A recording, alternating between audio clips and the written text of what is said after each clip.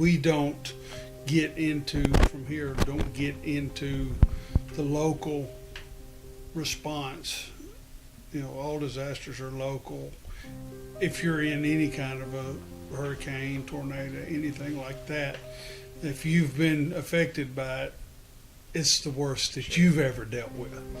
So we have a hazard mitigation plan in place, and with that plan, there's we do risk assessment. There's a very low risk of flooding in Lauderdale County. Mm-hmm. Now you do have flash floods like you alluded to, but that's not really a major threat for us here. Well, I mean, flooding, if you look at the statistics nationwide, is one of the number one killers because of, if you especially talk about flash flooding and that type of thing, because it's sort of like a tornado. It just shows up. Right. Sometimes you get very little warning about that. We do have an emergency operations plan, and we do have various response plans that we work with various agencies across the county. And in a county our size,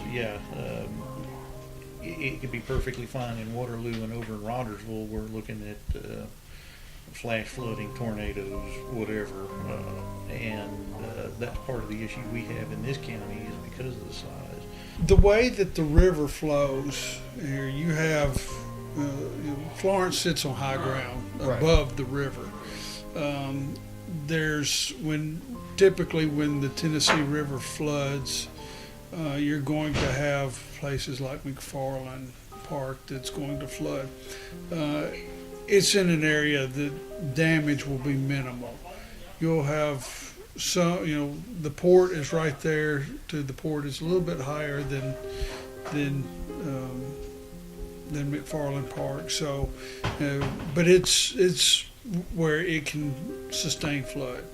Florence itself sits probably, in good shape, just because the elevation is above the typical water, and with TVA that regulates the water very, very well flowing downstream.